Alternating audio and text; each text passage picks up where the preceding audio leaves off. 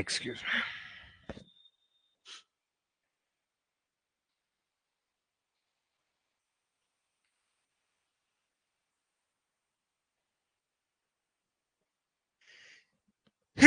అమ్మా ఈశ్వర.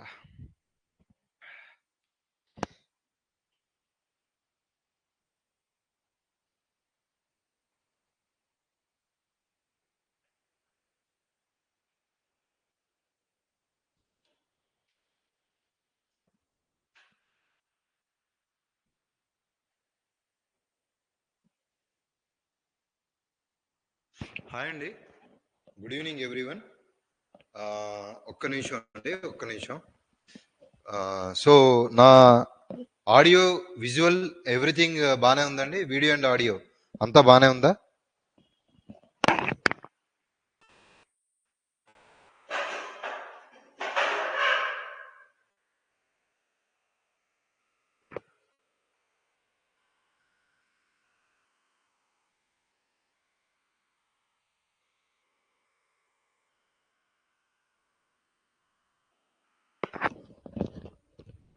ఎనీవన్ చాట్లో ఉన్న వాళ్ళు, ఆన్లైన్లో ఉన్న వాళ్ళు ఒక్కసారి రెస్పాండ్ అవ్వండి, ప్లీజ్ రెస్పాండ్.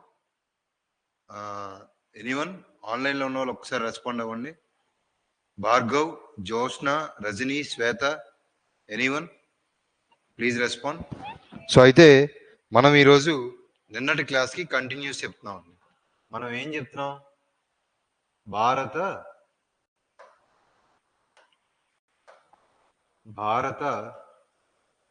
రాజ్యాంగ పరిణామ క్రమం అనేది మనం చెప్తున్నాం.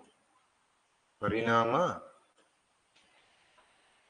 క్రమము అనేది చెప్తున్నాం.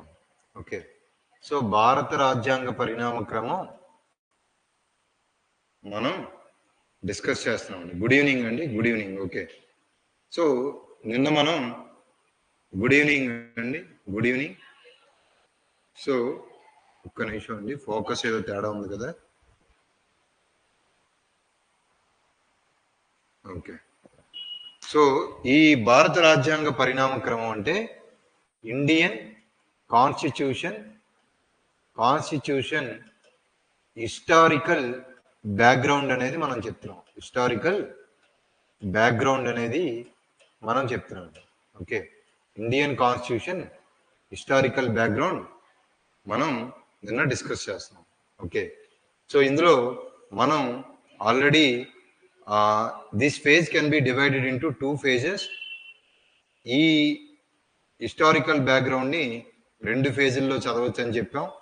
కంపెనీ పరిపాలన మరియు క్రౌన్ పరిపాలన, కంపెనీ పాలన మరియు క్రౌన్ పరిపాలన కింద మనం చదవచ్చు అని చెప్పాం. Crown rule. ఓకే, సో ఇందులో కంపెనీ పాలనలో ఆల్రెడీ మనం 3 చట్టాల గురించి నిన్న చదివాం. రెగ్యులేటింగ్ చట్టం, రెగ్యులేటింగ్ యాక్ట్ 1773. ఓకే, తర్వాత అమెండ్మెంట్ దీనికి ఒకటి చదివాం. తర్వాత పిట్స్ ఇండియా యాక్ట్ చదివాం, పిట్స్ ఇండియా యాక్ట్. ఓకే, ఆ తర్వాత మీకు ఏదైతే కార్న్వాలిస్ గారి టైంలో వచ్చిన ఒక యాక్ట్ కూడా మనం చదవడం జరిగింది. ఓకేనండి, సో ఈరోజు మనం ఏం చదువుతామంటే రెగ్యులేటింగ్ చట్టాల గురించి మనం చదువుతామండి. ఓకే, రెగ్యులేటింగ్ చట్టాల గురించి చదువుతాం. సో ఇందులో పిట్స్ ఇండియా యాక్ట్ అనేది 1784 అయితే 1781లో ఒక అమెండ్మెంట్ యాక్ట్ గురించి చదివాము. తర్వాత 1786 అండి, ఇందులో మనం కార్న్వాలిస్ టైంలో వచ్చిన ఒక 1786 యాక్ట్ గురించి కూడా నిన్నటి వరకు మనం చదివాం. సో ఈ రోజు మనం ఏం చదువుతామంటే ఇదే కంపెనీ రూల్లో ఉన్న చార్టర్ యాక్ట్స్ చదువుతాం. చార్టర్ యాక్ట్స్ చదువుతాం. చార్టర్ యాక్ట్స్ మొత్తం 4 ఉంటాయండి. చార్టర్ యాక్ట్స్ మొత్తం 4 చార్టర్ యాక్ట్స్ ఉంటాయి. అవి ఏంటి అంటే మొత్తం 4 చార్టర్ యాక్ట్స్ ఉంటాయి. అవి ఏంటి అంటే charter act 1793, charter act 1813, charter act 1833, charter act 18 53 charter యాక్ట్లు ఈ 4 కూడా మనం ఈరోజు చదవాలి. అయితే ఇక్కడ మీరు గుర్తుపెట్టుకోవాల్సిన విషయం ఏంటి అంటే నిన్నటివి గుర్తుపెట్టుకోవాలి. Governor general, pits India act లో వచ్చిన డ్యూయల్ గవర్నమెంట్, సో వాటికి కంటిన్యూషన్ ఈరోజు చదువుతాం అనమాట. సో ఈ 4 చార్టర్ యాక్ట్స్ కూడా ఈ రోజు మనం కంప్లీట్ చేయడానికి ట్రై చేద్దాం. అయితే ఇందులో చార్టర్ చట్టము అంటే, చార్టర్ అంటే అర్థం ఏంటి? What is the meaning of A charter? Charter is nothing but it is an agreement between British government and East India Company. British government కి ఈస్ట్ ఇండియా కంపెనీకి ఇండియాలో ట్రేడింగ్ కోసం ఉండే ఒప్పందమే చార్టర్ యాక్ట్ అండి. సో మనకి ఆ స్టేట్మెంట్ లో ఇచ్చేటప్పుడు చార్టర్ యాక్ట్ అనగా బ్రిటిష్ గవర్నమెంట్ కి ఇండియన్ గవర్నమెంట్ కి అని ఇచ్చాడు అనుకోండి, రాంగ్. బ్రిటిష్ గవర్నమెంట్ కి ఈస్ట్ ఇండియా కంపెనీకి జరిగేటటువంటి ఒక ఒప్పందం, 20 సంవత్సరాల పాటు వ్యాపారం కోసం జరిగే ఒప్పందమే చార్టర్ యాక్ట్ అండి. Charter act is nothing but A agreement for the east India company to trade in the Indian sub continent అనమాట. ఓకే, అది చార్టర్ యాక్ట్ అండి. సో ఒక్కొక్క చార్టర్ యాక్ట్ గురించి కూడా మీకు ఇప్పుడు క్లియర్ గా ఎక్స్ప్లెయిన్ చేస్తాను. అందులో ఫస్ట్ చార్టర్ యాక్ట్ ఏంటి అంటే charter act 1793. Charter act 1793. Charter చట్టం 1793. చార్టర్ చట్టం 1793 అనేది మొదటి యాక్ట్ అవుతుంది. ఓకేనండి? Okay, so this is the first act అండి. This is first act. Okay, right. So ఇది చార్టర్ యాక్ట్ అవుతుంది అనమాట. సో ఇందులో మీరు ఈజీగా గుర్తుపెట్టుకోవచ్చు. 1793కి మనం 20 ఇయర్స్ కలిపితే 1813 వస్తుంది. 1830కి 20 ఇయర్స్ కలిపితే 1833 వస్తుంది. 1833కి 20 ఇయర్స్ కలిపితే 1853 వస్తుంది. So what is the gap? 20 years, 20 years, 20 years. So ప్రతి 20 సంవత్సరాలకి కూడా ఒక గ్యాప్ ఉంటుందండి. ఓకే, అంటే రెండు చట్టాల మధ్య గ్యాప్ ఎంత? 20 ఇయర్స్. సో మొదటిది ఒక్కటి గుర్తుపెట్టుకుంటే చాలు, 20 కలిపితే మిగతా చట్టాలనే వస్తాయి. సో 1793లో అసలు ఏమైంది అనేది గుర్తుపెట్టుకోవాలండి. ఓకే, మీకు ఈ చట్టానికి ముందు వచ్చిన 1786లో ఏమైంది? లార్డ్ కార్న్వాలిస్ మొత్తం ఆయనకే అధికారాలన్నీ ఆయనకే ఇవ్వమన్నాడు, ఓవర్ రైడింగ్ పవర్ ఇవ్వమన్నాడు, సుప్రీంకోర్టు నుంచి ఎక్సెప్షన్స్ ఇవ్వమన్నాడు, కమాండర్ ఇన్ చీఫ్ గా ఆయనే ఉంటానని చెప్పాడు. సో ఇలాంటివన్నీ కూడా ఈ చట్టానికి ముందు వచ్చాయి అనమాట. 1793లో ఏమైంది అంటే, ఏవైతే పవర్స్ 1793లో మొదటిది ఏంటి అంటే, ఏవైతే పవర్స్ గవర్నర్ జనరల్ కి 1786 చట్టంలో లేదా 1786 యాక్ట్ లో ఏవైతే పవర్స్ ఇచ్చారో గవర్నర్ జనరల్ కి, లైక్ కార్న్వాల్స్ కి కౌన్సిల్ ని ఓవర్ రైడ్ చేసే అధికారం ఇచ్చారు, లేకపోతే ఈవెన్ కమాండర్ ఇన్ చీఫ్ గా అధికారాలు ఇచ్చారు. ఆ పవర్స్ అన్ని కూడా ఫ్యూచర్ లో వచ్చే అందరి గవర్నర్ జనరల్స్ కి కూడా వచ్చేలాగా ఈ చట్టం అనేది ఎక్స్టెండ్ చేసింది. అంటే ఫస్ట్ రూల్ ఏంటి? 1793లో మొదటి ప్రొవిజన్ ఏంటి అంటే, మొదటి ప్రతిపాదన ఏంటి అంటే, it extended the powers given to the governor, అంటే Bengal governor general to all future governor generals. అంటే ఇది ఏం చేసిందట ఈ చట్టం? ఏవైతే 1786 చట్టం ద్వారా గవర్నర్ జనరల్ కి అధికారాలు ఇచ్చారో 1786లో, ఆ అధికారాలన్నీ కూడా భవిష్యత్తులో వచ్చే అందరి గవర్నర్ జనరల్ కి వర్తిస్తాయి. భవిష్యత్తులో అందరి గవర్నర్ జనరల్ కి కూడా వర్తిస్తాయండి. అందరి గవర్నర్ జనరల్స్ కి కూడా వర్తిస్తాయి. ఇదే ఈ చట్టంలో వచ్చిన మొదటి provision. Okay, so second provision ఏంటి? సెకండ్ ప్రొవిజన్ ఏంటి అంటే ఈ చట్టం ఈ 1793 చార్టర్ చట్టం 20 ఏళ్ల పాటు వచ్చే 20 సంవత్సరాల పాటు ఈస్ట్ ఇండియా కంపెనీకి గుత్తాధిపత్యం లేదా మోనోపలి అంటామండి. మోనోపలి లేదా గుత్తాధిపత్యాన్ని వ్యాపార నిమిత్తం ఇండియన్ సబ్ కాంటినెంట్ లో ఇచ్చిందనమాట.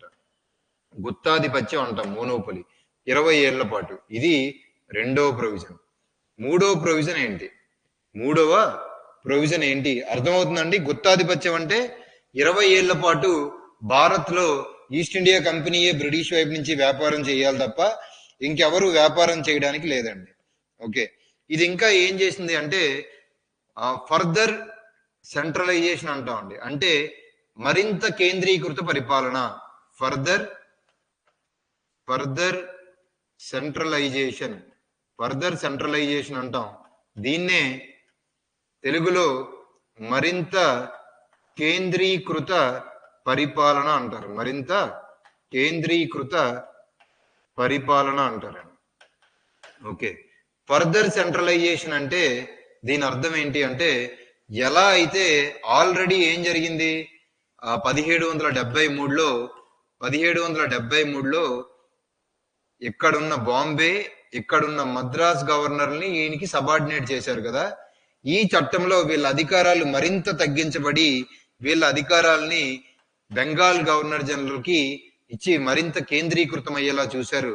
దాన్నే ఫర్దర్ సెంట్రలైజేషన్ అంటామండి. ఓకే, అది ఇంపార్టెంట్ అండి. ఓకే,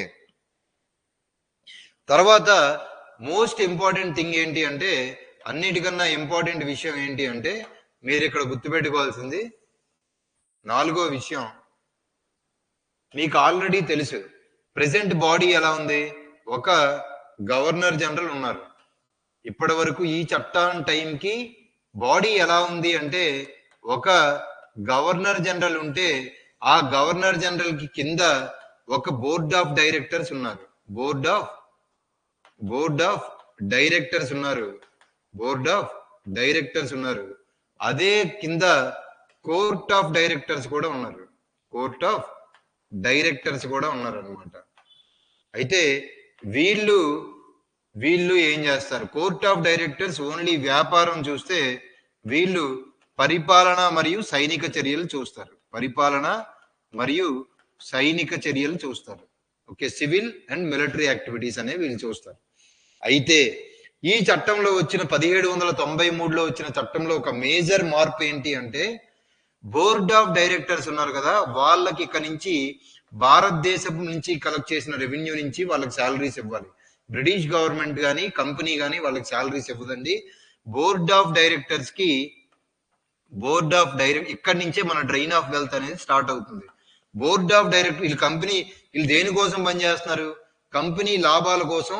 కంపెనీ ఇక్కడున్న భూముల్ని లాక్కొని ఇక్కడ రాజ్యాన్ని లాక్కోవడం మొదలు పెట్టింది. కానీ ఈ బోర్డ్ ఆఫ్ డైరెక్టర్స్ జీతభత్యాలట, శాలరీస్ అట ఎక్కడి నుంచి ఇస్తారట? జీతభత్యాలు వీళ్ళవి మన భారతదేశపు రెవెన్యూ నుంచి ఇస్తారు.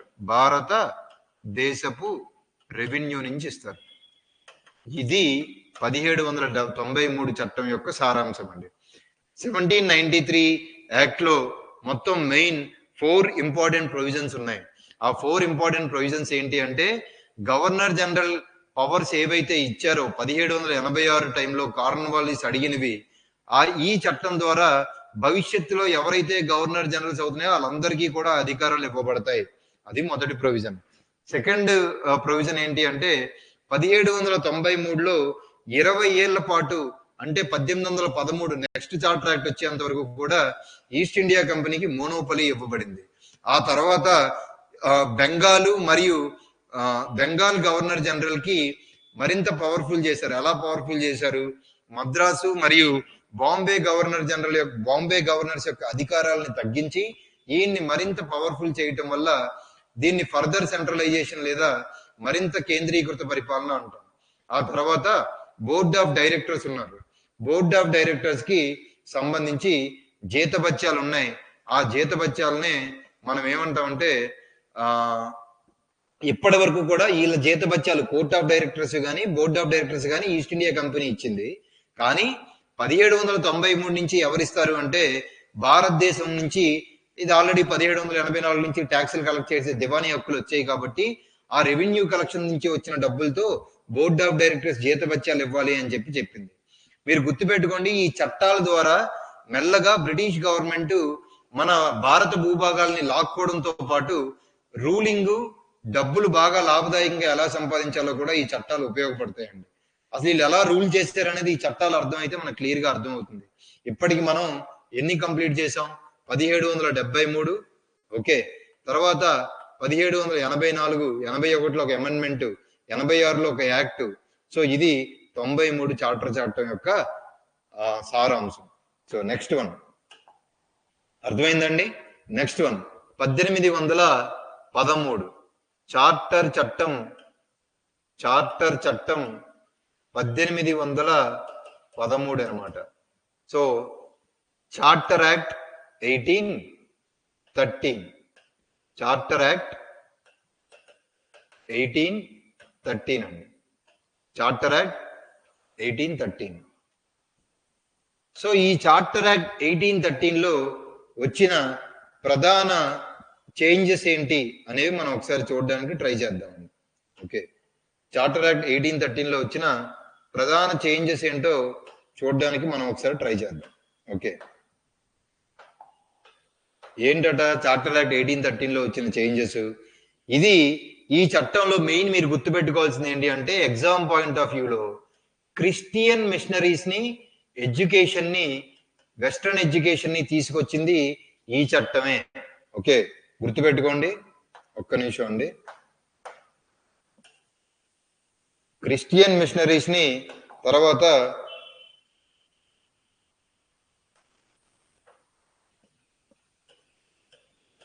క్రిస్టియన్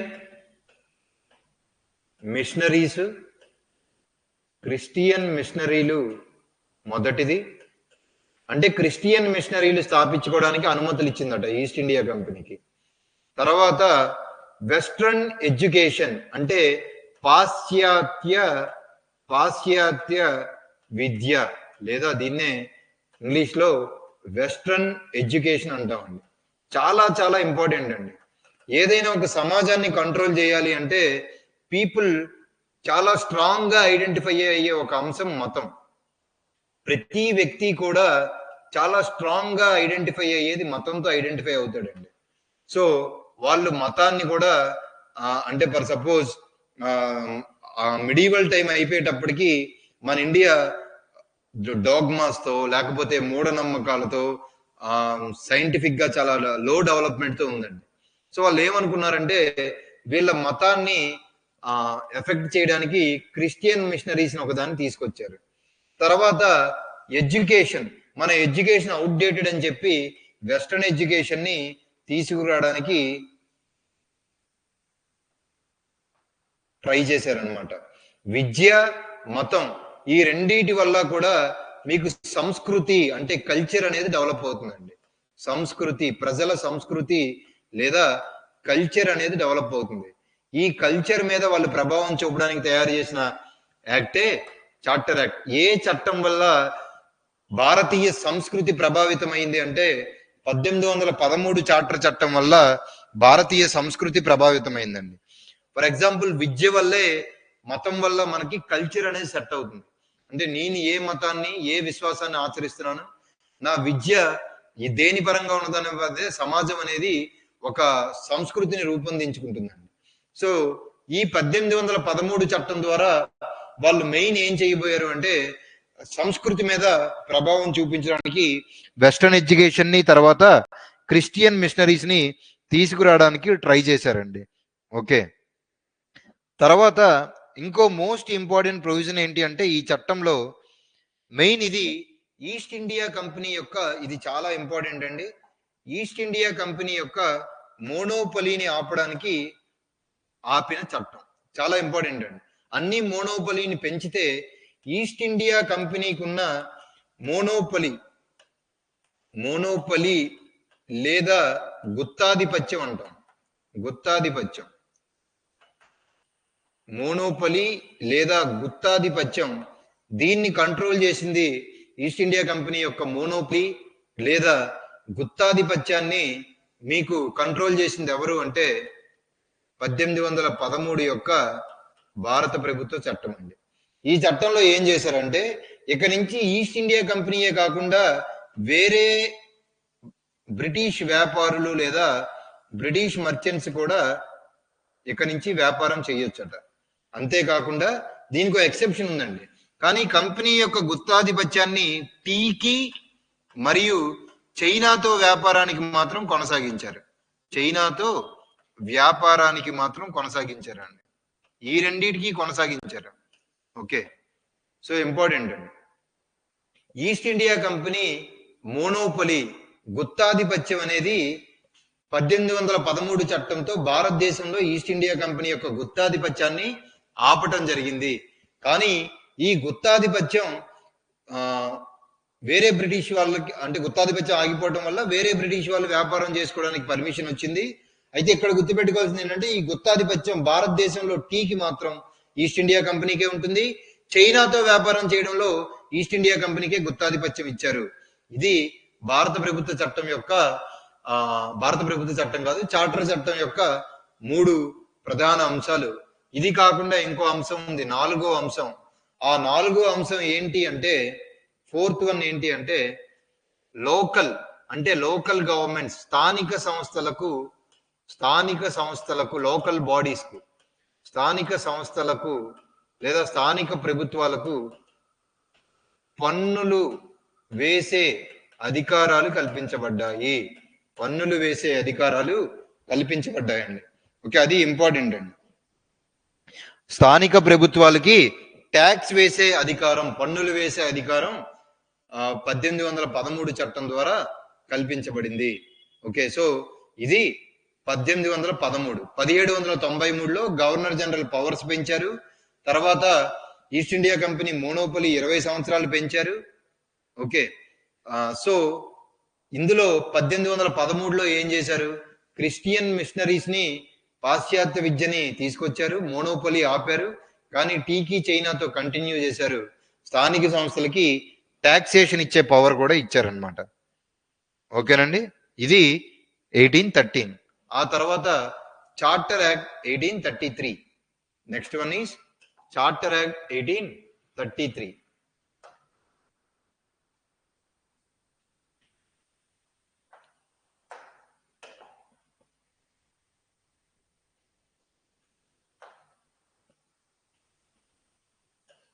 చార్టర్ చట్టం 1833. Okay, charter act 1833. సో ఇది చాలా ఇంపార్టెంట్ యాక్ట్ అండి. ఎందుకు ఇంపార్టెంట్ యాక్ట్ అంటే మెయిన్ ఇది ఏం చేసిందంటే గుర్తుపెట్టుకోండి, 1773లో గవర్నర్ ఆఫ్ బెంగాల్ ఉన్నాడు కదా, గవర్నర్ ఆఫ్ బెంగాల్.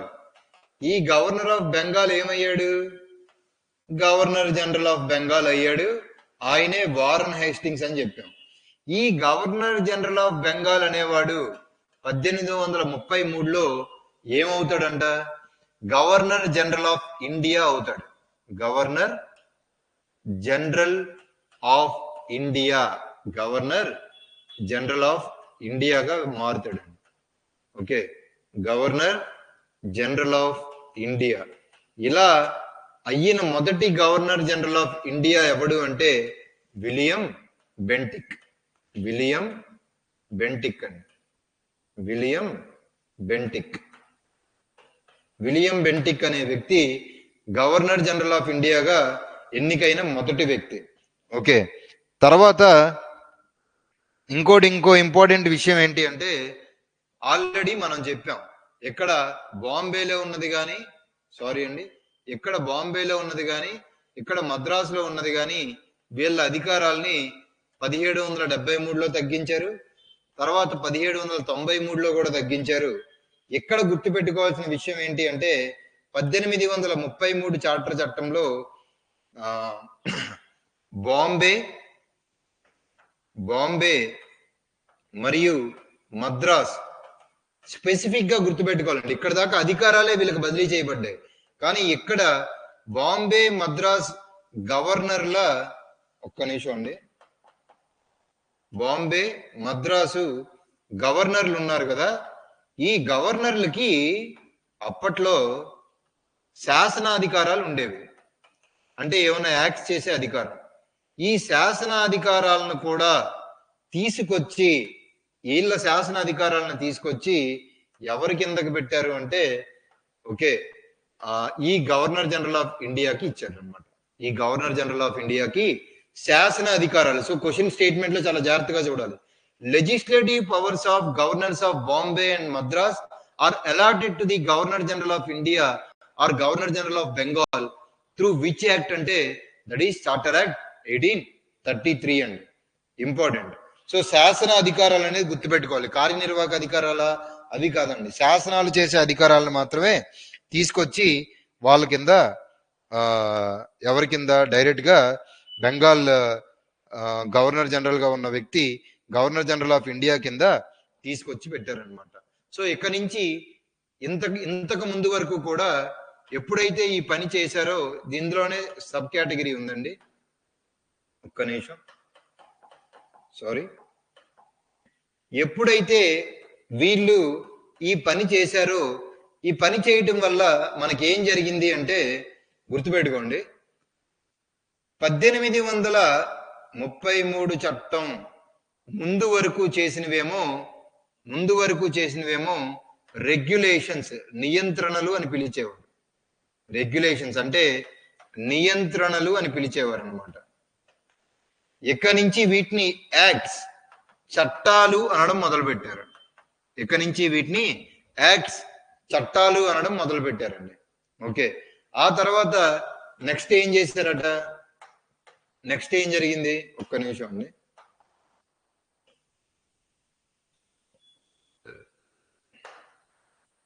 నెక్స్ట్ ఏం జరిగింది అంటే, తర్వాత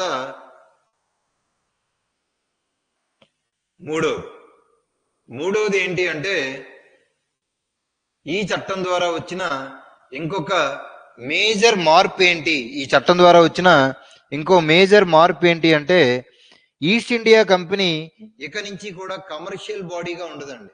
అది ఎలా ఉండబోతుంది అంటే ఓన్లీ అడ్మినిస్ట్రేటివ్ బాడీగా ఉండబోతుంది. Ended east India company as a commercial body and it from now onwards it will act as administrative body. ఎందుకు ఇంత స్టేట్మెంట్ ని స్పెసిఫిక్ గా చెప్తున్నాం అంటే, మనకు అన్ని స్టేట్మెంట్ బేస్డ్ క్వశ్చన్స్ అడుగుతున్నారు కాబట్టి స్పెసిఫిక్ గా చెప్తున్నాం అండి. అంటే 1833 చట్టం ఇచ్చి కింది స్టేట్మెంట్ లో ఏది రైట్ ఏది రాంగ్ అని అడుగుతారు. సో ఇక్కడ ఇంపార్టెంట్ ఏంటి అంటే, ఈస్ట్ ఇండియా కంపెనీ ఉంది కదా, ఈస్ట్ ఇండియా కంపెనీ, ఇది ఈస్ట్ ఇండియా కంపెనీ యొక్క ఓకే వాణిజ్య, ఇక్కడి నుంచి కూడా దాన్ని ఒక పరిపాలన ఆర్గాన్, బాడీ అంటే పరిపాలనా విభాగంగా పరిగణిస్తారు తప్ప, ఇక్కడి నుంచి దాన్ని ఓన్లీ వ్యాపారానికి సంబంధించిన బాడీగా కన్సిడర్ చేయరండి, పరిపాలనా బాడీగా కన్సిడర్ చేస్తారు, అది గుర్తుపెట్టుకోవాలి. ఓకే, సో ఏం చెప్పాం, governor of Bengal governor general of India అయ్యాడు, William Bentinck is the governor general of India. Bombay Madras గవర్నర్లకు ఉన్న శాసనాధికారాలను తీసుకొచ్చి గవర్నర్ జనరల్ ఆఫ్ ఇండియాకి ఇచ్చారు. ఈ చట్టం ముందు వరకు కూడా వీటిని రెగ్యులేషన్స్ అనేవాళ్ళు, ఇక్కడి నుంచి వీటిని చట్టాలు అనడం మొదలు పెట్టారు. అంతేకాకుండా ఇది ఈస్ట్ ఇండియా కంపెనీని, కమర్షియల్ బాడీగా ఉండేటటువంటి ఈస్ట్ ఇండియా కంపెనీని ఇక్కడి నుంచి అడ్మినిస్ట్రేటివ్ బాడీగా పిలవడం మొదలు పెట్టారు. ఓకే, ఇది ఈ చట్టం ద్వారా వచ్చినటువంటి మార్పులు అండి. అయితే ఇంకోటి ఏంటంటే, ఈ చట్టంలో ఇక్కడ 2 క్వశ్చన్లు చాలా చాలా ఇంపార్టెంట్ అండి. చార్టర్ యాక్ట్స్ కి సంబంధించి సివిల్ సర్వీసెస్ కి ఓపెన్ కాంపిటేటివ్ ఎగ్జామ్స్ ఇంట్రడ్యూస్ చేసింది ఏ చట్టం, ఇంట్రడ్యూస్ చేయడానికి ప్రయత్నించింది ఏ చట్టం, ఫైనల్ గా ఇంట్రడ్యూస్ అయ్యింది ఏ చట్టం ద్వారా అనేది అడుగుతారు. ఇంట్రడ్యూస్ చేయడానికి ప్రయత్నించింది 1833 చట్టం అయితే 1853 చట్టం ద్వారా ఇంట్రడ్యూస్ చేయబడ్డాయండి. చాలా ఇంపార్టెంట్.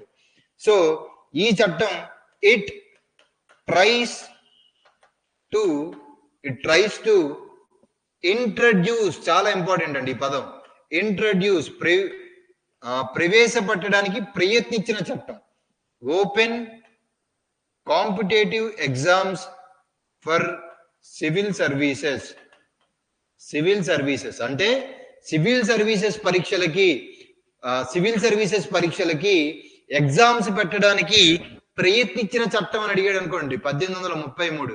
కానీ సివిల్ సర్వీసెస్ ఎగ్జామ్స్ కి ప్రవేశపెట్టిన చట్టం, సక్సెస్ఫుల్ అయిన చట్టం అంటే 53 చార్టర్ చట్టం అవుతుంది. ఇంట్రడ్యూస్ చేద్దాం అనుకున్నారు కానీ మరి ఎందుకు చేయలేకపోయారు? కారణం ఏంటి అంటే, ఎక్కడైతే ఈస్ట్ ఇండియా కంపెనీ ఉంది కదా, ఆ ఈస్ట్ ఇండియా కంపెనీలో వ్యాపారాన్ని చూసే కోర్ట్ ఆఫ్ డైరెక్టర్స్ ఉంటారు. ఆ కోర్ట్ ఆఫ్ డైరెక్టర్స్ దీన్ని ఒప్పుకోలేదండి. కోర్ట్ ఆఫ్ డైరెక్టర్స్ దీన్ని ఒప్పుకోలేదట. కోర్ట్ ఆఫ్ డైరెక్టర్స్ దీన్ని ఒప్పుకోలేదు. అరే బాబు, మీరు ఇండియన్స్ ని కనుక తీసుకొస్తే మనం వ్యాపారం ఫ్రీగా చేసుకోలేము, ఓపెన్ కాంపిటీషన్ సివిల్ సర్వీసెస్ ఏమొద్దు, బ్రిటిష్ వాళ్ళని అపాయింట్ చేయండి సివిల్ సర్వీసెస్ లో అని చెప్పి కోర్ట్ ఆఫ్ డైరెక్టర్స్, వ్యాపారాన్ని చూసే కోర్ట్ ఆఫ్ డైరెక్టర్స్ దాన్ని ఆపటం జరిగింది. సో ఇప్పటికి ఈ రోజు మనం మొత్తం ఎన్ని చట్టాలు చెప్పాం? 3 చట్టాలు చెప్పాం. 1793, 1793 తర్వాత 1813 చార్టర్ చట్టం, 1813 తర్వాత 1833 చార్టర్ చట్టం. So next 1853 charter act. Next one is 1853 charter act అండి. చార్టర్ చట్టం 1853.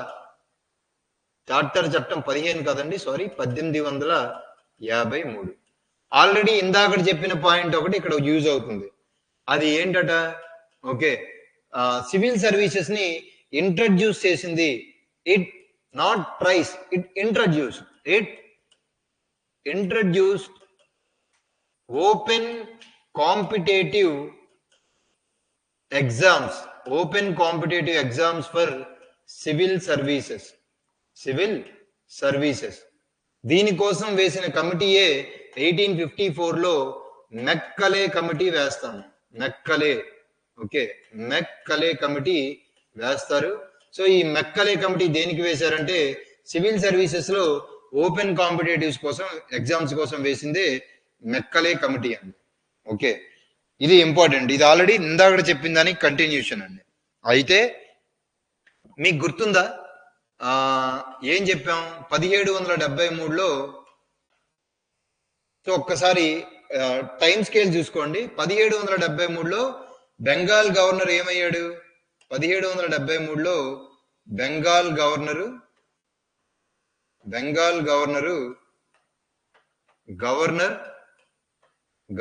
జనరల్ ఆఫ్ బెంగాల్ అయ్యాడు. ఈయన కింద కోర్ట్ ఆఫ్ డైరెక్టర్స్ ఉన్నారు. ఇది ఎప్పుడు జరిగింది? 1784 యాక్ట్ లో జరిగింది. బోర్డ్ ఆఫ్ డైరెక్టర్స్ కూడా ఉన్నారు. ఇది కాకుండా ఈ గవర్నర్ జనరల్ ఆఫ్ బెంగాల్ కే ఒక సపరేట్ కార్యనిర్వాహక కోసం నలుగురు సభ్యులతో కూడిన ఎగ్జిక్యూటివ్ కౌన్సిల్ ఉండేది. ఇది 1773 చట్టంలో వచ్చింది. ఒరే, ఇదంతా ఎందుకు చెప్తున్నావు? 1853కి ఈ సోదంతా ఎందుకు చెప్తున్నావు? కారణం ఉందండి. ఓకే, సో టైం స్కేల్లో మనం టైం మిషన్ ఎక్కుతూ 1773 నుంచి మనం ఏం చేసాం? 1833కి వచ్చాం అనుకున్నాం. 1833లో ఏమైందట? ఈ గవర్నర్ జనరల్ ఆఫ్ బెంగాల్ అనేవాడు గవర్నర్ జనరల్ ఆఫ్ ఇండియా అయ్యాడు. కానీ ఆయన కింద ఉన్నటువంటి court of directors and board of directors, okay, and executive council అలాగే ఉంది. ఆయన ఎగ్జిక్యూటివ్ కౌన్సిల్ అలాగే ఉంది. కానీ ఇక్కడ జరిగిన చేంజ్ ఏంటి అంటే చాలా చాలా ఇంపార్టెంట్ అండి. అన్ని పనులు జరుగుతున్నాయి. వ్యాపారం కోసం కోర్ట్ ఆఫ్ డైరెక్టర్ ఉంది, పరిపాలన తర్వాత మిలిటరీ వ్యవహారాల కోసం బోర్డ్ ఆఫ్ డైరెక్టర్ ఉంది, పని చేయాలంటే ఎగ్జిక్యూటివ్ కౌన్సిల్ ఉంది, కానీ శాసనాలు చేయడానికి గవర్నర్ జనరల్ ఒక్కడే చేస్తున్నాడు. అందుకని ఫస్ట్ టైం కంపెనీ యొక్క లెజిస్లేటివ్ ఫంక్షన్స్ ని చెయ్యడానికి 6 మెంబర్ శాసనాలు చేయడానికి 6 మెంబర్ ఎగ్జిక్యూటివ్ కౌన్సిల్ ని పెట్టారు. 6 మెంబర్ ఎగ్జిక్యూటివ్ కౌన్సిల్ అంటే 6 మెంబర్ ఎగ్జిక్యూటివ్ కౌన్సిల్ కాదు, అది legislative council. Already executive council ఉంది కాబట్టి 6 మెంబర్ లెజిస్లేటివ్ కౌన్సిల్ ని పెట్టారు. లెజిస్లేటివ్ కౌన్సిల్ అంటే శాసన వర్గం, 6 గురుతో కూడిన శాసన వర్గాన్ని. అంటే ఫస్ట్ టైం ఏ చట్టం ద్వారా శాసన శాఖని రూపొందించబడింది అంటే చార్టర్ చట్టం 1853 ద్వారా రూపొందించబడింది. ఈ గవర్నర్ జనరల్ తర్వాత ఈ 6 మెంబర్ లెజిస్లేటివ్ కౌన్సిలే ఇండిపెండెన్స్ తర్వాత సెంటర్ లో పార్లమెంట్ గా మారిందండి. ఈ పార్లమెంట్ ప్రెసిడెంట్ ఏ పనులు చేసిందో ఈ 6 మెంబర్స్ లెజిస్లేటివ్ కౌన్సిల్ అదే పని చేసేది. ఈ లెజిస్లేటివ్ కౌన్సిలే తర్వాత 2 సభలుగా విడిపోతుంది. ఈ లెజిస్లేటివ్ కౌన్సిల్ లోకే official member, non official members వస్తారు. ఈ లెజిస్లేటివ్ కౌన్సిలే తర్వాత పార్లమెంట్ గా మారిందనమాట. ఈ ఎగ్జిక్యూటివ్ కౌన్సిలే తర్వాత మీకు PM and council of ministers కింద మారుతుంది. ఈ గవర్నర్ జనరలే తర్వాత రాష్ట్రపతి అవుతాడు, ప్రెసిడెంట్. అర్థమైందా అండి? ఇదే ఎవల్యూషన్. హిస్టారికల్ బ్యాక్గ్రౌండ్ అంటే ఇదేనండి, పరిణామ క్రమము. ఈ గవర్నర్ జనరల్ ఆఫ్ ఇండియానే వైస్రాయ్ అవుతాడు, ఆ వైస్రాయే రాష్ట్రపతి అవుతాడు. ఈ executive council PM and council of ministers అవుతుంది. ఇదేమో 1773 చట్టంలో వచ్చింది. ఈ లెజిస్లేటివ్ కౌన్సిలే మీకు పార్లమెంట్ అవుతుంది. ఈ లెజిస్లేటివ్ కౌన్సిల్ 6 మంది సభ్యులతో లెజిస్లేటివ్ కౌన్సిల్ ఎప్పుడు ఏర్పడింది అంటే 1853 చట్టంలో ఏర్పడింది. 1853 చట్టంలో ఏర్పడిందండి. సో ఇది సెకండ్ పాయింట్. అందుకని మీకు ఇదంతా చెప్పాను అర్థం అవడానికి. అర్థమైంది కదండి? సో సింపుల్ గా ఇదంతా కాదురా బాబు, ఇదంతా మేము గుర్తుపెట్టుకోలేం, మాకు ఒక్క మాటలో చెప్పు అంటే అప్పుడు మనం ఏం చెప్తాం? ఇదంతా తీసేసి okay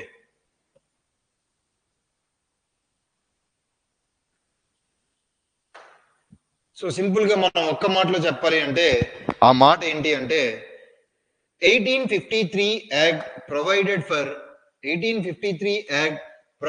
for the establishment of 6 member executive council. 6 member executive council 6 సభ్యులతో కూడిన ఎగ్జిక్యూటివ్ కౌన్సిల్ కాదండి, సారీ, ఎగ్జిక్యూటివ్ కౌన్సిల్ కాదు, లెజిస్లేటివ్ కౌన్సిల్. చూడండి, నేను చాలాసార్లు ఎగ్జిక్యూటివ్ కౌన్సిల్ అంటున్నాను, ఎగ్జామ్ లో చాలా జాగ్రత్తగా ఉండాలి. లెజిస్లేటివ్ కౌన్సిల్ శాసనాలు చేయాలి, చట్టాలు చేయాలి. సో ఈ లెజిస్లేటివ్ కౌన్సిల్ ఏం చేస్తుంది? 1833లో గవర్నర్ జనరల్ ఆఫ్ ఇండియాని చట్టాలు చేయడానికి పవర్స్ ఇచ్చారు కదా. ఆ గవర్నర్ జనరల్ గారికి ఏం చేస్తారట? ఆ గవర్నర్ జనరల్ గారికి ఈ 6 కూడా చట్టాలు చేయడంలో హెల్ప్ చేస్తారు. ఓకే, అయిపోయింది, అంతే. ఓకే, చట్టాలు చేయడంలో హెల్ప్ చేస్తారండి. That's it. ఓకే, ఆ తర్వాత నెక్స్ట్ ఇంపార్టెంట్ విషయం ఏంటి అంటే ఈ చట్టంలో వచ్చిన నెక్స్ట్ ఇంపార్టెంట్ విషయం ఏంటి అంటే ఈ చట్టంలో ఈవెన్ ఈ లెజిస్లేటివ్ కౌన్సిల్లో ఉన్న ఈ 6 సభ్యుల్లో 4 సభ్యులు లోకల్ గవర్నమెంట్స్ ద్వారా అపాయింట్ చేయబడ్డారండి. ఇప్పుడు ఈ 6 ఉన్నారు కదా, ఈ 6 మెంబర్ లెజిస్లేటివ్ కౌన్సిల్లో 4 మెంబర్స్ 4 సభ్యులు లోకల్ గవర్నమెంట్స్ అంటే స్థానిక ప్రభుత్వాల ద్వారా అపాయింట్ చేయబడ్డారు.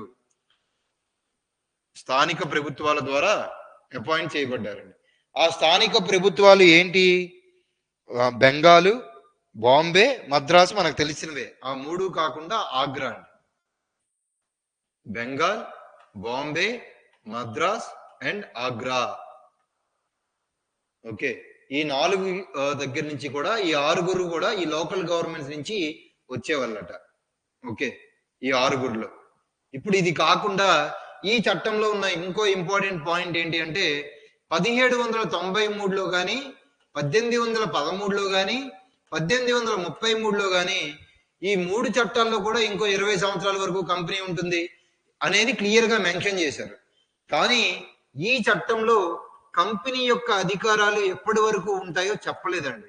దానివల్ల తొందరలోనే ఈస్ట్ ఇండియా కంపెనీ తన అధికారాలను కోల్పోబోతుంది అనేది క్లియర్ గా అందరికీ అర్థమైందట. ఓకే, సో ఇది చార్టర్ చట్టం 1853 అండి. ఇది చార్టర్ చట్టం 1853. సో ఈ రోజు మనం మొత్తం 4 చార్టర్ యాక్ట్లు చెప్పాం.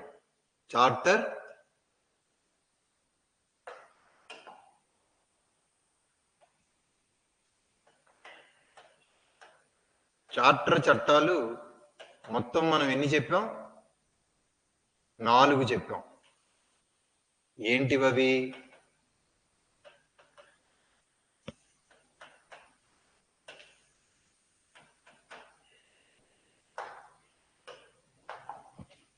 పదిహేడు 1793 ఒకటి, 1813 ఒకటి, 1833 ఒకటి, 1853 ఒకటి.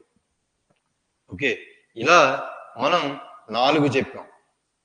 సో ఇందులో మోస్ట్ ఇంపార్టెంట్ ఏంటివి ప్రొవిజన్స్ అన్ని ఒక్కసారి చూస్తే అవన్నీ ఏంటో ఒక్కసారి మనం చూడడానికి ట్రై చేద్దామండి. ఫాస్ట్ గా రివైజ్ చేద్దాం. 1793లో గవర్నర్ జనరల్ ఆఫ్ ఇండియానా, governor general of Bengal, governor general of Bengal. Cornwallis అడిగిన 1783లో ఏవైతే 1786లో అధికారాలు అడిగాడో ఆ అధికారాలు భవిష్యత్తు గవర్నర్ జనరల్ కి, ఫ్యూచర్ గవర్నర్ జనరల్స్ కి ఇవ్వబడ్డాయి. సో అది ఫస్ట్ పాయింట్. ఓకే, తర్వాత ఫర్దర్ సెంట్రలైజేషన్ లేదా కేంద్రీకృతం పరిపాలన అంటే బెంగాల్కి గవర్నర్ జనరల్ ని మరింత అధికారాలు ఇవ్వబడ్డాయి, మిగతా వాళ్ళ అధికారాలు తీసేసి అనేది ఇంపార్టెంట్ అండి. ఓకే, ఆ తర్వాత 1793లో ఇంకా మెయిన్ చేసినవి ఏంటో గుర్తున్నాయా మీకు? ఏంటండి అవి? 20 సంవత్సరాల పాటు పొడిగించబడింది, 20 సంవత్సరాల పాటు మోనోపలి, 20 years మోనోపలి. తర్వాత బోర్డ్ ఆఫ్ కంట్రోల్ కి రెవెన్యూ ఎక్కడి నుంచి ఇచ్చారట? రెవెన్యూ భారత్ నుంచి ఇచ్చారు, అంటే ఇండియన్ రెవెన్యూ నుంచి. ఇండియన్ రెవెన్యూ కాదండి, జీతభత్యాలు, శాలరీస్ ఇండియన్స్ నుంచి ఇచ్చారు. ఇది అయిపోయింది అంతే. నెక్స్ట్ 1813లో ఏం జరిగింది? 1813లో ఏం జరిగింది? ఓకే, మోనోపలి ఉంది కదా, కంపెనీ మోనోపలి గుత్తాధిపత్యం ఆపేయబడింది. మోనోపలి ఆపేయబడింది, గుత్తాధిపత్యం. కానీ దేనికి ఇచ్చారు? టీకి ఇచ్చారు, తర్వాత చైనాకి ఇచ్చారు. తర్వాత నెక్స్ట్ ఈ చట్టం ద్వారా ఏం చేశారు? క్రిస్టియన్ మిషనరీస్,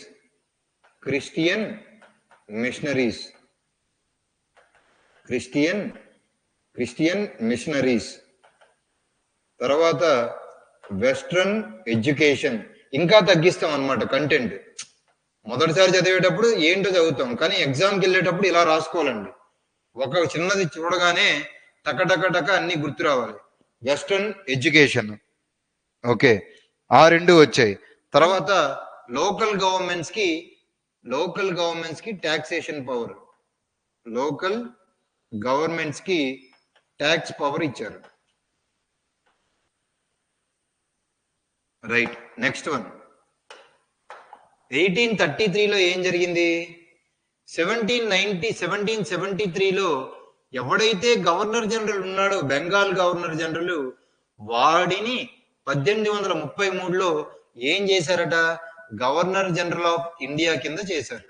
ఈ గవర్నర్ జనరల్ ఆఫ్ ఇండియా కింద చేసి వీడు మొదటిసారి గవర్నర్ జనరల్ ఆఫ్ ఇండియా ఎవడు? విలియం బెంటిక్ అండి. ఓకే, తర్వాత ఈ గవర్నర్ జనరల్ ఆఫ్ ఇండియాకి బాంబే మరియు మద్రాస్ గవర్నర్ల లెజిస్లేటివ్ పవర్స్ లేదా శాసన అధికారాలు, చట్టాలు చేసే అధికారాలు ఇచ్చేశారట. అందుకనే ఇక నుంచి వీటిని, ఈ చట్టం ముందు వరకు కూడా 1833 చట్టం ముందు వరకు కూడా వాటిని రెగ్యులేషన్స్ అని పిలిచాం. ఇక నుంచి వాటిని యాక్ట్స్ అని పిలుస్తాం. అంతేకాకుండా 1833లో ఓపెన్ కాంపిటేటివ్ ఎగ్జామ్స్ ఇప్పుడు మనం ప్రిపేర్ అవుతున్నాం కదా, ఈ కాంపిటేటివ్ ఎగ్జామ్స్ ని ఇంట్రడ్యూస్ చేయడానికి ప్రయత్నించినా ఎవరు ఒప్పుకోలేదట? కంపెనీలో వ్యాపారం చూసుకునే కోర్ట్ ఆఫ్ డైరెక్టర్స్ ఒప్పుకోలేదట. ఇది 1833 చట్టం అండి. ఓకే, ఇది 1833 చట్టం. ఇందులో ఉన్న ఇంకొక ఇంపార్టెంట్ విషయం ఏంటి? కంపెనీ ఇక నుంచి కూడా కమర్షియల్ బాడీగా ఉండకుండా అడ్మినిస్ట్రేటివ్ బాడీగా ఉండబోతుందండి. ఓకే, కమర్షియల్ బాడీగా ఉండకుండా అడ్మినిస్ట్రేటివ్ బాడీగా ఉండబోతుంది. ఇక్కడ ఒక పదం చెప్పాలి ఇంగ్లీష్ వాళ్ళకి, in trust for his majesty, his heirs and successors అనే పదం వస్తుందండి. ఓకే, సో ఇది అడ్మినిస్ట్రేటివ్ బాడీగా మారింది. ఈ చట్టంలో వచ్చే మనకి ఎగ్జామ్లో అడగడానికి ఉన్న అవకాశం ఏంటంటే, in trust for his majesty అంటే అక్కడున్న రాజు యొక్క నమ్మకంతో ఆయన సక్సెసర్ గా ఇక్కడి నుంచి భారత భూభాగాలు ఉంటాయని చెప్పి అడ్మినిస్ట్రేటివ్ బాడీగా కంపెనీని మార్చడం జరిగింది. ఓకే, ఫైనల్లీ 1853 చదివేటప్పుడు ఎలా చదువుతాం? ఆల్రెడీ 1853లో ఇక్కడ ఏదైతే మనకి కాంపిటేటివ్ ఎగ్జామ్స్ ని ట్రై చేశారో, ఈ కాంపిటేటివ్ ఎగ్జామ్స్ ని ఇక్కడ ఇంట్రడ్యూస్ చేసేశారు. దానికోసం వేసిన కమిటీ మెక్కలే కమిటీ 1854. ఆ తర్వాత ఏం జరిగిందట 1853లో? మళ్ళీ ఎన్ని సంవత్సరాలకు ఉంటుందో చెప్పరు, అది ఓకే, అది పక్కన పెట్టండి. ఇంకా 1853లో వచ్చిన మేజర్ చేంజ్ ఏంటి అంటే, గవర్నర్ జనరల్ కింద 6 మెంబర్ లెజిస్లేటివ్ కౌన్సిల్ ని తీసుకొచ్చారట. 6 మెంబర్ లెజిస్లేటివ్ కౌన్సిల్ ని తీసుకొచ్చారట. ఈ 6గురిలో 4 లోకల్ గవర్నమెంట్స్ నుంచి రావాలి. ఆ 4 లోకల్ గవర్నమెంట్స్ ఏంటట? Bombay, Bengal, Madras and Agra. Okay, so ఇది నెక్స్ట్ పాయింట్. దీని తర్వాత మళ్ళీ ఎన్నాళ్ళు ఉంటుందో చెప్పలేదండి. ఫర్దర్ 20 years కి అగ్రిమెంట్ ఇవ్వకుండా ఇష్యూ చేసిన చార్టర్ యాక్ట్ ఏది అంటే 1853 యాక్ట్. ఇది ఈరోజు చార్టర్ యాక్ట్ కి సంబంధించినటువంటి అంశాలు, చట్టాలండి. ఏమైనా డౌట్లు ఉన్నాయండి? ఏమైనా డౌట్లు ఉన్నాయా ఎవరికైనా? ఏమైనా డౌట్ ఉంటే మెన్షన్ చేయండి. క్లియర్ అయితే నేను నెక్స్ట్ టాపిక్ వెళ్తాను. ఓకే, క్లియర్ అండి? Anyone please respond. Everything is clear? I will start. Okay, right, done. So next topic ఏంటి అంటే, ఇప్పటికీ దీంతో మనకి కంపెనీ రూలింగ్ అయిపోయినట్టు లెక్క.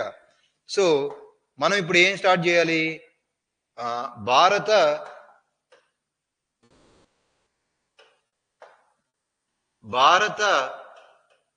రాజ్యాంగ పరిణామ క్రమం అంటే ఇండియన్ కాన్స్టిట్యూషనల్ ఎవల్యూషన్ లో మనం we completed the first phase which is company's rule. మనం మొదటి దశను పూర్తి చేశాము. అది ఏంటి అంటే కంపెనీ పాలన. We completed the first phase which is company rule. That is from 1773 to almost 1853, especially 1857. అరే అసలు కంపెనీ రూల్ ఎందుకు ఎండ్ అయింది? ఈ 1857 అనేది ఇంపార్టెంట్ అనమాట. ఎందుకు ఎండ్ అయింది? ఈ 1857 టైంలో ఏం జరిగింది అంటే ఏం జరిగింది 1857లో అంటే సిపాయిల తిరుగుబాటు జరిగింది. సిపాయిల తిరుగుబాటు జరిగింది. సో సిపాయిల తిరుగుబాటు ఫస్ట్ వార్ ఆఫ్ ఇండిపెండెన్స్ గా చెప్తాం. అసలు సిపాయిల తిరుగుబాటు జరగడం వల్ల కంపెనీ పాలన ఎందుకు ఎండ్ అవ్వాల్సి వచ్చింది? ఎందుకు ఎండ్ అవ్వాల్సి వచ్చింది కంపెనీ పాలన? బ్రిటిష్ గవర్నమెంట్ అందరినీ పట్టుకుంటుందండి. వాళ్ళ రూలింగ్ లో ఈ 1773 నుంచి 1853లో వాళ్ళు టచ్ చెయ్యని సెక్షన్ ఉండదు. అన్ని సెక్షన్స్ ని టచ్ చేశారు వాళ్ళు. ఎలా చెప్తున్నారు? ఫర్ ఎగ్జాంపుల్ వ్యవసాయం ఉంది, రైతువారి వ్యవసాయం ఉంది, రైతువారి, మహల్వారి, జమీందారీలు తీసుకొచ్చారు. అంటే రైతులు ఇబ్బంది పడ్డారు,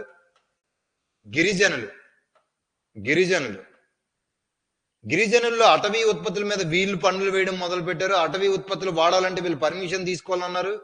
గిరిజనులకు కూడా ఇబ్బంది కలిగింది. అంతేనా? తర్వాత సైనికులు, మన సైనికుల్ని చీప్ గా చూడడం, వాళ్ళ సైనికులకు ఉన్నత ఉద్యోగాలు ఇవ్వటం, తర్వాత ఆ ఆవు కొవ్వు, పంది కొవ్వు, అది ఇమీడియట్ రీజన్ అండి, అది తక్షణ కారణం, అది పక్కన పెట్టండి. అది తక్షణ కారణం, అది పక్కన పెట్టండి. అయితే ఇది కాకుండా మెయిన్ ఇంకా వాళ్ళు జమీందారులను టచ్ చేశారు. అన్నిటికన్నా డల్హౌసీ గారిది రాజ్య సంక్రమణ సిద్ధాంతం ఉంది. నా రాజ్యం, నా ఇష్టం, నేను నాకు నచ్చినోడిని దత్తత తీసుకొని ఇచ్చుకుంటాను. కొడుకు వారసులుగా లేకపోతే ఆ రాజ్యాన్ని బ్రిటిష్ గవర్నమెంట్ తీసుకునేదండి. రాజ్య సంక్రమణ సిద్ధాంతం అంటాం, రాజ్య సంక్రమణ సిద్ధాంతం. సో దీనివల్ల ప్రాబ్లం ఉంది.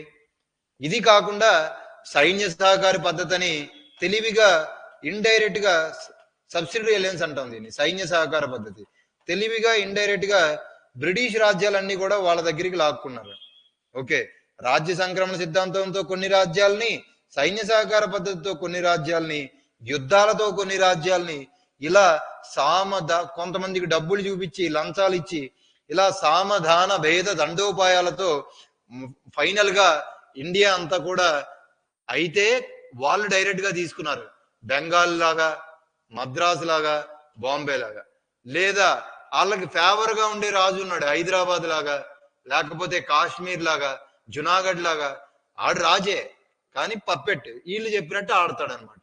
సో రెండు రకాల రాజ్యాలు ఉన్నాయి. కానీ ఆల్మోస్ట్ 1857 టైంకి ఇండియా అంతా కూడా బ్రిటిష్ గవర్నమెంట్ రూల్ చేయడం మొదలు పెట్టిందండి. Either it must be a princely states, either it must be a province. అది ప్రావిన్స్ అయినా అవ్వనివ్వండి, లేదైనా ప్రిన్స్లీ స్టేట్ అయినా అవ్వనివ్వండి, ఏదైనా సరే బ్రిటిష్ గవర్నమెంట్ చేతిలోకి రావడం మొదలైంది. కానీ ఇంత పెద్ద భూభాగాన్ని, ఇంగ్లాండే చిన్నది, దానికి ప్రభుత్వం ఉండాలి.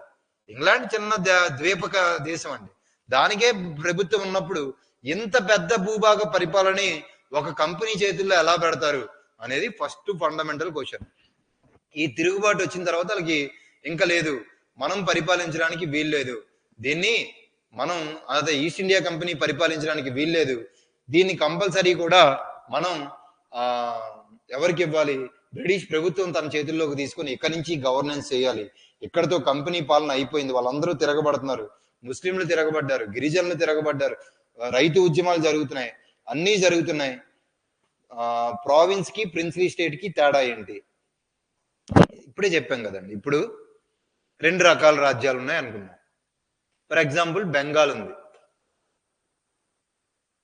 ఉందనుకోండి. బెంగాల్ ప్రావిన్స్ అవుతుంది, లేదా మద్రాసు ప్రావిన్స్ అవుతుంది. ఈ రెండు ప్రావిన్స్.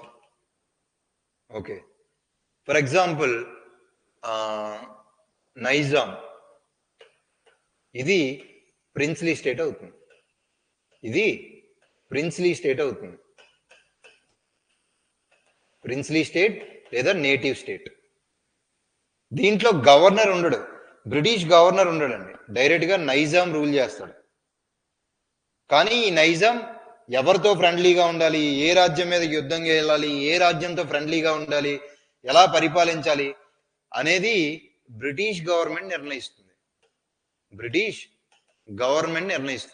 ప్రావిన్స్ అంటే ఈ బెంగాల్ మధ్యలో, ఇప్పుడు బెంగాల్ ఉందనుకోండి, బెంగాల్ని ప్లాసీ ద్వారా లాగారు, బక్సార్ ద్వారా లాగేసిన తర్వాత అక్కడ నవాబ్ని పెన్షనర్ చేసేస్తాడు. ఇంకా రూలింగ్ పవర్ ఆయనకు ఉండదు. డైరెక్ట్గా ఈ బెంగాల్లో బ్రిటిష్ గవర్నర్ ఉంటాడు, ఆయన రూల్ చేస్తాడు. ఓకే, అది ఏమవుతుంది, ప్రావిన్స్ అవుతుంది. బ్రిటిష్ గవర్నర్ డైరెక్ట్గా గవర్నమెంట్ రూల్ చేస్తే అది ప్రావిన్స్ అవుతుంది. అలా కాకుండా నైజాం రూల్ చేస్తే లేదా మన రాజు రూల్ చేస్తే అది ప్రిన్స్లీ స్టేట్ అవుతుంది. So that's it for today అండి. రేపు నేను మీకు కంపెనీ పాలన అయిపోయింది, ప్రభుత్వ పాలన అనేది నేను చెప్తానండి. Right, thank you. If you like the sessions please share them అండి. Okay, please share them. Right, thank you అండి. Thank you very much.